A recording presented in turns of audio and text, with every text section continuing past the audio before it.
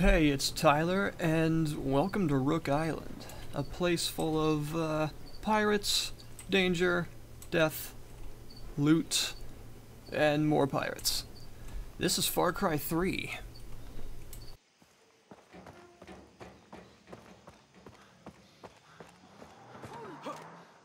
Uh-oh. Anyone there? Hello? Oh, jeez. You see, this is the problem. Already starting, action just continually going on all over the place. That's one of the good points about this game from the very beginning. There's a lot to do. Now, this game was really pretty highly anticipated from the very beginning. Once it was, what in the world? That's not good.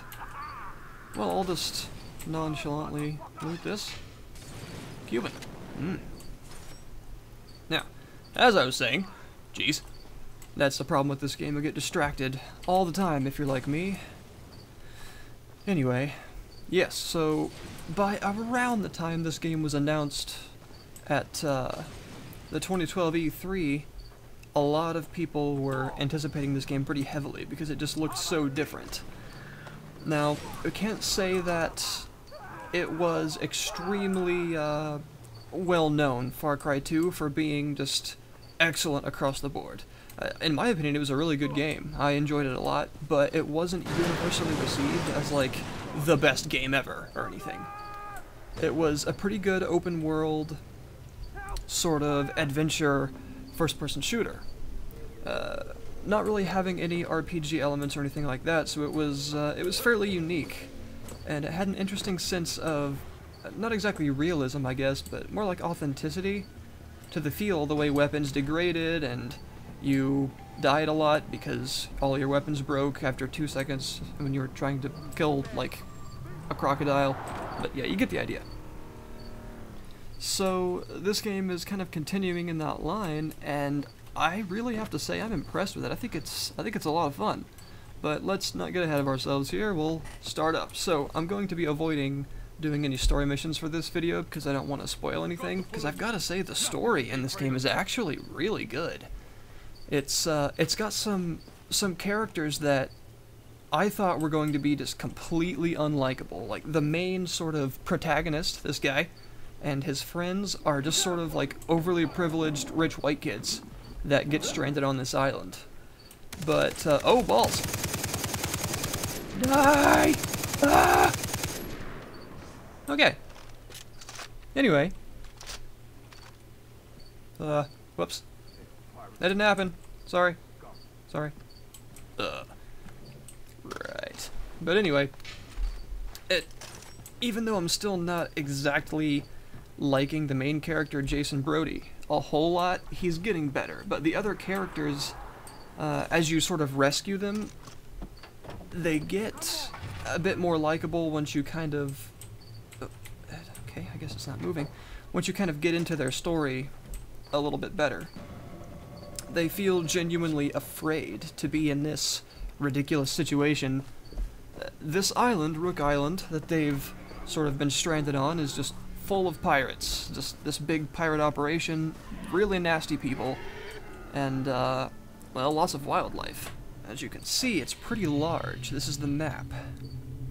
Now, the way the map system in this game works is you have to find and activate these. These are radio towers. In fact, I think I'll show that right now and go towards one of these. When you first start out, you have nothing on your map. You'll slowly uncover these sort of blotchy squares here and there as you go and unlock these radio towers. With each one you activate, also, you get free weapons available in the weapon stores. Now, I'm not entirely sure about that system, to be honest, because it seems kind of easy. The whole theme of this game is survival in an impossible and kind of insane situation. That you're just thrown from your normal life into this crazy, just insane place, and you have to adapt very quickly by becoming kind of insane yourself. You're not a gun expert, you're not a hardcore killer. Your main character's first kill is actually in this game. and he freaks out about it, and it's shown fairly obviously that he's not, you know, he's not like the protagonist in a lot of other games. He's not an army guy, he's not a thug or anything like that. He's afraid. So I gotta say, it's kind of weird that after just getting, oh crap, I'm gonna die, aren't I? Oh, I survived. Well, anyway, that, just getting into this game from the beginning. Oh my god! Mash! Mash! No! What is wrong with you? I'm trying to talk. You are a very rude alligator. You are just... Jeez. What is your problem? What? Oh, well, this is just great. Great! Great. You are on fire, sir. Okay. So, are we done? Are we done now? Anyway, let's just get back to the point here. I feel that the survival aspect of the game is downplayed a bit by the fact that you have an arsenal of weapons at your disposal pretty easily. What is your problem? As you can see, I've got 4 different weapons on me right now, including a frickin' grenade launcher, because why not? But, it seems like having all of these free weapons available to you at such an... that was a nice shot. At such, I mean, a fairly early point, it feels less like this kind of desperate struggle for survival when you're running around with 4 weapons tied to your back. But, oh my gosh, it's still pretty good with the survival element. I'm just getting swarmed with guys. I guess that horrendous alligator attack attracted them. That was a horrible shot. That deer just about took that shot for him. That would have been kind of crappy. You are dead, sir. No. Bad. Stay down. Anyway. Fact is, I was kind of hoping going into this game that the survival aspect would be played up a little bit more. That early in the game, I should be using something like this. I should have a bow, and I shouldn't be carrying around a heavy machine gun, or light machine gun, rather, just mowing people down. It is true I'm fairly far in, not super far, but far enough. But early in the game, you do just have a pistol, and weapons are pretty expensive. So yeah, it's not like you're just arming yourself up from the very beginning. You can only carry 1 weapon at the start. But very quickly, even after just a few of those radio towers, you unlock so many free weapons that there's no need to buy any of them. And that really kind of discourages you buying weapons, because why spend all of that money when you can probably just get a radio tower or 2 and suddenly free weapons. So I'm not entirely convinced by the free weapon system, but it isn't the worst thing ever, and if you really think about it, it kind of makes sense that this guy, Jason, is almost kind of like trying to be the savior of the island. There's loot here, and I must have it. There you are. So, the people of the island want to supply him with weapons, because he's just some random guy that doesn't have all these crazy connections like the pirates and stuff, so if you think about it in that way, it does kind of make sense, I suppose. I still have like a kilometer to go, jeez. But, yeah, as you can see, the world in this game is pretty big, and that's the thing. You are really enveloped into this world. As soon as you start, you've got so much to do. It is not a linear game by any means. What? As I say that, I get out of bounds? Is that, maybe that's on the second island that you're not supposed to go to yet, or something? That's confusing. Well, that's unfortunate. I was hoping to be able to go there. Okay, well, we'll just take over this place then. Broken Neck Home. There are various outposts strewn across the island you can see by these black smokestacks. Destroying the enemies in the outposts will give it to you, and you can then fast travel there. You can fast travel to any of these locations you've unlocked so far. Now this brings us to another really good point about the game, and that is stealth. Stealth is very important, especially in the beginning when you're very obviously outgunned, although you don't stay outgunned for too long. Still pretty important. you actually get extra experience for being very stealthy and not getting spotted. Also, not having those alarms go off, which is really important. Oh, hello. Why, hello there. Yes. It's better to just disable the alarms entirely if you can. That way, if crap does hit the fan, you aren't swarmed with reinforcements. Now, you see those symbols appearing above their heads? That's the tagging system, and this adds a really neat element to the game, in my opinion, that of recon. What in the world? That is a hungry tiger. So I can, oh hello, I can go to these locations and whip out my camera, as you see here. Oh dear. From a nice vantage point, which this clearly is not. And I can tag all of these enemies, which allows me to see their locations at all times. That actually encourages you to be stealthy, find these vantage points, and use them to mark your targets and stuff so you have an easier time. That's a really cool element. I like the whole recon thing. Being able to sneak your way about, just plan out how to are you okay? He's having a seizure or something. Anyway, you get the idea. So I find that really pretty cool. Oh, there's another guy. There's two more. Let's go ahead and mark them so I don't forget about them, which I most assuredly will. Now, I want to take this over without a whole lot of fuss. So if I'm careful, I should be able to do that. This recurve bow is a really awesome weapon, but even though it's silent, if they see the bodies, they're gonna realize something's wrong. I don't want that to happen. Whoa! Oh, nope, stay crouched. Now, animals are a big deal in this game because there is a crafting system, and due to the whole... Oh, balls, that was a crap shot. Due to the... What in the world? Due to this whole survival element, hunting is a big deal. I'll show you the crafting in just a minute. Let's try and take out this outpost first. Speaking of crafting, I have these. That is not what I wanted to... Nope.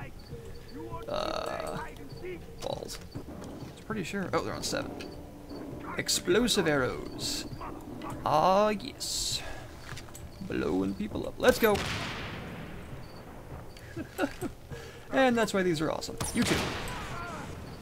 This is not very cost effective, but I don't care because it is fun. Oh! That's suboptimal. Let's try not to do that. You are going down. No alarm for you. Yeah, we got it. That was stealthy as heck. Okay. So that's the basic gist of taking those things over. Now, I got extra experience for not triggering any alarms, even though they wanted to look before they could. Not the... Ah! No! No! That is not the weapon I wanted at all. I'm gonna die. Why can't I heal? No! Ah! No! Bad tiger. Bad tiger. Stay down. Good boy. Oops. Okay. So, let's go around and loot all these bodies. That is one small complaint I have about the game, honestly, is that sometimes you have to be facing people and animals in a really specific way to be able to loot and skin them, which is somewhat frustrating, especially when it wants you to pick up their weapons and you don't want their weapons. Quit it! But, yeah, it's not the worst thing in the world. So we took this over, and I'm bleeding everywhere. Let's not do that. Loot some more bodies, because that's exciting to watch. And, what? How? That is not a store. Am I... Okay. That's an interesting glitch. I'm accessing the store inside this building from the wall. I am Jason Brody the Ghost. So, these are what you unlock when you complete these missions to take over the outposts. As you can see, you've got some loot in here. There's lots of collectibles, like relics, memory cards, and letters from World War II soldiers that give you some background information on the island and the people that are here, that used to be here. See all this stuff. Yeah, it's pretty cool. There's a lot to learn about this island, and it does a really good job of teaching you because it encourages you to explore the island. And it's not just like, just do a mission and it leads you to everything you need. It's definitely not like that. So we're going to spend a crap ton of money and refill everything I just wasted. And we're going to sell all of our loots. That's a nice button. I've got 1.5 million green leaves in my inventory to make healing syringes, so that's a good time to go to the crafting menu after I loot this guy, because I'm a terrible person. Give me all yo junk. Okay. So, crafting. Here's how it works. You can craft syringes, which I need to do. All kinds of different syringes for different things. As you can see, that lets you breathe underwater, technically hold your breath for longer. This allows you to... Fire is a big deal. Fire spreads, realistically, just like in Far Cry 2. There are flamethrowers, Molotov cocktails, fiery weapons, and it hurts you a lot, so that's handy. Being able to see enemies through walls and things like that, but without having to tag them. Increased accuracy due to some sort of sorcery. There are hunting syringes that allow you to do the same thing with animals, like being able to see them from long distances. Deadly Hunter is handy, do more damage to animals. That's like really good for hunting bears and things like that. But right now I'm just working on these because I like to have as many of these as I can to heal myself. You can heal yourself without them, but it heals you for less and takes longer, and you'll more than likely be shot in the face before you finish the animation. So you can craft all these different things. Weapon holsters that allow you to hold more weapons, wallets to hold more money, and all this stuff, and you need different amounts of different types of animal skins to be able to craft these things. So you have to go out on the map. As you can see here, there are these different symbols of animals on the map. Well, when you actually zoom in a bit, yes, and that's sort of a habitat for those particular kinds of animals. So if I wanted tapirs, I would go here. If I wanted buffalo, I could go here. Cassowaries for their leather. You get the idea. Go and hunt some animals and skin them on your own time to make better stuff for yourself, so you can hold more of various objects. And usually, as you can see here, the last item in a crafting line requires a special type of pelt or leather that you can only get from a Path of the Hunter quest, which are quests that you unlock by taking over these outposts and things like that. Ammo pouches, these are really important because you can't hold much ammo at the start. Really need to do that. And so yeah, you get the idea. You can do all kinds of cool stuff. I'm gonna make some explosive arrows because they're fun. Blowing people up from far away is silly. Alright, so here is a Path of the Hunter quest. At these locations you see these bulletin boards where you can just look at the different quests. That is just to kill bears with an SMG because that's fun. No special leather from that, but if I needed bear pelts, that'd be a good way to get them. Also money. So there's a lot to do in this game. You can go hunting, there's side quests in the main quest line. That is a rat. I'm gonna kill the rat. Oh, it's kind of cute. I am remorseful. No. Give it a proper burial later. Ooh, a lighthouse. You see that right there? I just get distracted by seeing one cool thing off in the distance. That is the definition of this game. This island is just full of stuff. Explore it on your own time. You get some really cool stuff sometimes. You see all the syringes that I can craft. Those aren't all that are available. As you progress through the story missions, you unlock more recipes, and also this is the skill system in this game. It's a skill tree based on your tattoo, which they call a tatau for whatever reason. As you can see, it looks pretty freaking awesome. You gain skill points by leveling up, get XP by doing quests, killing people, you know, standard. And you can spend skill points on these various things. There's the Path of the Heron, which as you can see is about mobility and takedowns from long range. Takedowns are like instant kills. So you can see I can jump onto someone and kill them. I can, there should be one, yeah, death from below. I can kill them from below. There's double takedowns and stuff. It's crazy.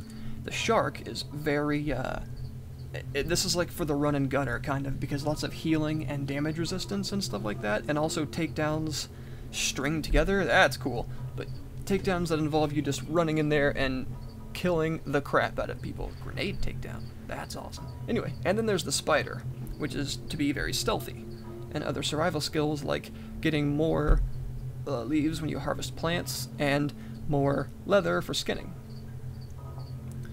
So, as you can see, there's actually quite a bit, and some of these are locked, as you can see, with this, because even if I had that, I wouldn't be able to get this until I complete more missions.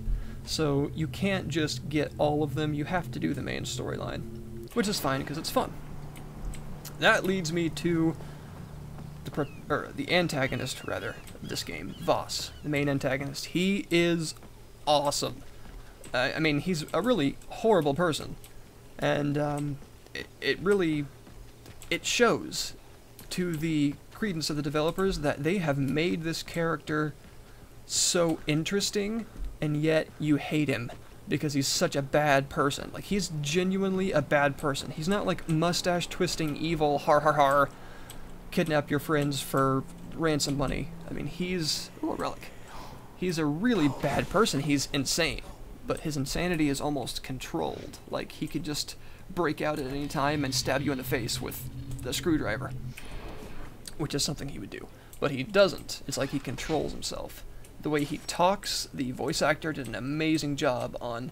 Sometimes he talks very softly and slowly and deliberately, and then all of a sudden he breaks out into just like screaming these really fast lines. Just, it's crazy. He does a really, really good job with portraying the kind of, not even duality, just multiple personalities that Voss has. It's like, he can be joking, almost gentle and funny, and he can be really, really insane, violent to just an animalistic degree.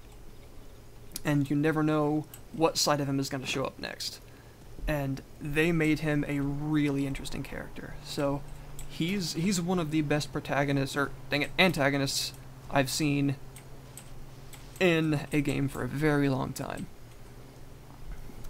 So since this is the PC version, I might as well talk about the version itself. Now, by the options, you can see it's a pretty good-looking game. It's got really nice texture quality, nice draw distance. The effects, as far as fire and explosions and things like that, they're all quite good-looking. As you can see here, I'm actually running it in DirectX 9. It does go to DX11, but it seems like it needs a little bit of tweaking, a little bit of optimization.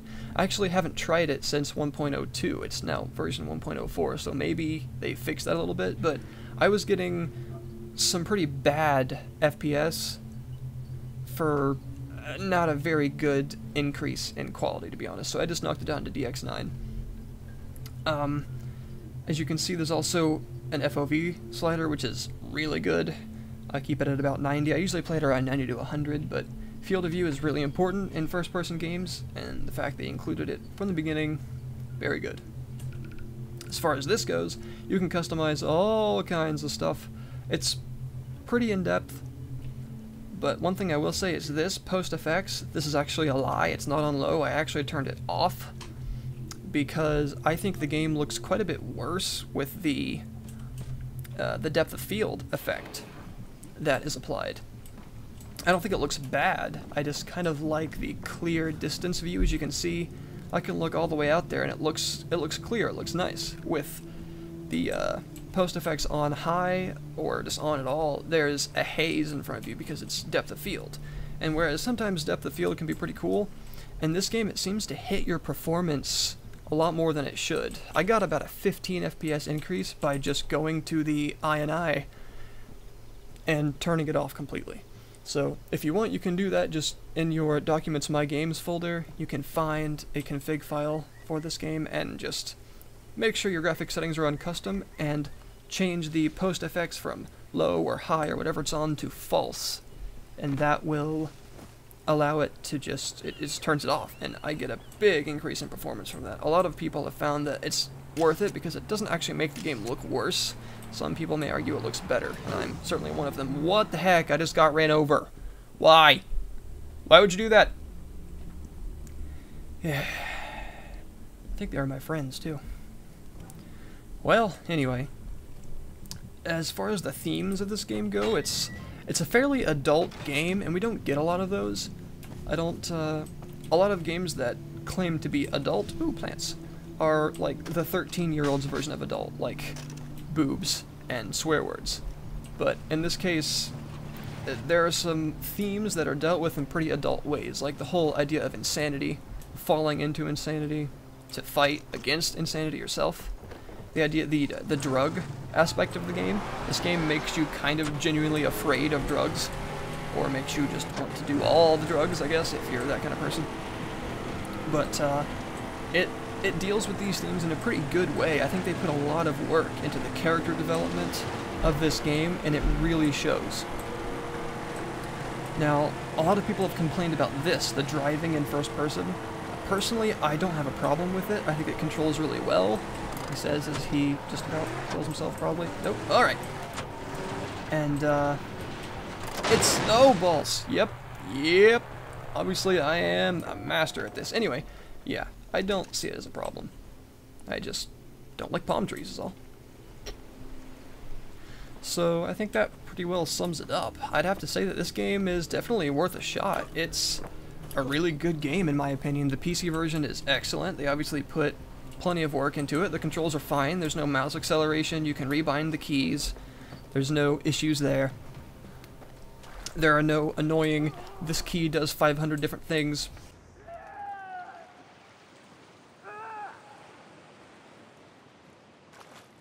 There's none of that.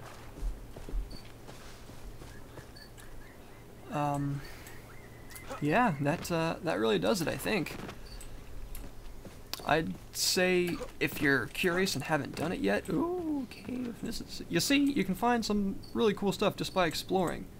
I mean, this doesn't have to be here. It serves no story purpose or anything, and whoops, and yet by exploring, I found it. Ooh. Anyway, so yeah, give it a shot if you haven't already. It's definitely worth it. It's got a lot of content, you know, there's lots of side quests and stuff, lots of things to do. We've got the hunting missions, you've got the wanted dead missions, which involve you having to kind of stealthily make your way up to a particular target and kill him with a knife or a takedown of some kind. You don't have to be stealthy, but it's better to do so. It makes the mission a bit easier. Overall, I think it's a really good game. It's worth your attention, and it's the PC version of it is stellar as far as PC versions go, so there's nothing to worry about there. It's pretty well optimized, like I said, except for the sort of caveat I have with the DirectX 11 mode, but I haven't tested it recently, so I don't know if it's been improved. But a lot of people were complaining about that, so I'm gonna guess that they probably have worked on it quite a bit, and it may be worth switching back around and seeing how it is. It does have this kind of social aspect with these Trials of the Rakyat missions, which involve you doing various trials to do different things using evidence provided. You know what? Let's do it. Doing this while commentating is totally easy, right, guys? Right? I don't know. Probably a sniper rifle, isn't it? Yep. Okay. Oh. So, oh, the scope doesn't zoom in. That's lame. SVD. Overall, I mean, I'm having a lot of fun with this game. It was definitely worth the purchase. I have no problems with it. Besides just a few small things that I've said already. Where's the ammo counter with this thing? Do I not have to reload? That's kind of cool. I'm not sure how that missed. Never really used the SVD in this game, and it shows. Whoa! Yeah, this is actually kind of difficult while talking. Who would have thought? Whoa. I want an infinite ammo SVD. Freaking Dragunovs, man. How do they work? Stop it! You get the idea. Lots of shooting, good amount of story, the characters are good, the voice acting is good, the shooting feels nice, the controls are pretty tight for the shooting, so, you know, no acceleration and waving around everywhere. No aim assist, obviously. It's all good. He's obviously a wizard. I can repel bullets. Yep, infinite ammo. That's kind of cool. Well, so as you can see, you just gotta get the best score you can in the time allotted. You don't really get anything for doing this. I mean, obviously you get, like, money and experience rewards, but aside from that, it's just kind of for prestige. Like, your name is shown on the leaderboards if you're awesome. If you're not awesome, then, well, you just kind of sit there and feel bad. Which would be me. No! Yeah, I that's about all there is to say, really. One minor complaint that I do have to have, though, is the sound quality. Now, across the board, for the most part, it's fine. The gun sounds are nice, reloading sounds are fine. The voices of most characters, the main characters, that's all fine. Vehicle sounds, radio, all that. However, there's this really annoying, not bad, issue where the sort of incidental characters, like just random NPCs, side quest people, and random people that you meet and stuff like that, their voices, the audio quality sounds really lo-fi. It's very compressed and tinny sounding, like they're talking into a tin can. Now, it's not the biggest deal because it's not like every sound in the game is like that. It's just mostly confined to the characters that that aren't important to the story, like the side quest characters and all of the NPCs that just walk around. But it's still annoying. It kind of takes you out of the game a little bit. I believe there was one of those letters from the Lost here. I've been here before. But yeah, a very pretty game, as you can see. I mean, water effects are nice, lighting effects are good, texture quality is pretty awesome. So the one big caveat I've got to say I have with the game is that sound issue. But like I said, it's not like it throws itself out at you all the time. It's just those incidental characters that have that sort of bad sound quality. And other than that, I mean, I can't really say I've got a lot of problem with this game. So yeah, there's that. I definitely recommend this. It's very fun indeed. So I think if you're interested in FPS, you should definitely give this a shot. It's got a pretty large amount of promise for modding, I'm hoping. There's going to be some cool mods. I think there already are some like gun attachment mods and things like that. And overall, it's really enjoyable. Also, that's a really pretty skybox. Yeah. So yeah, try it out. Far Cry 3. Pick it up if you haven't already. It's worth your time if you like FPS. It's definitely no generic modern military shooter. Lord knows we have enough of those right now. So, that's it. I'll see you next time, guys.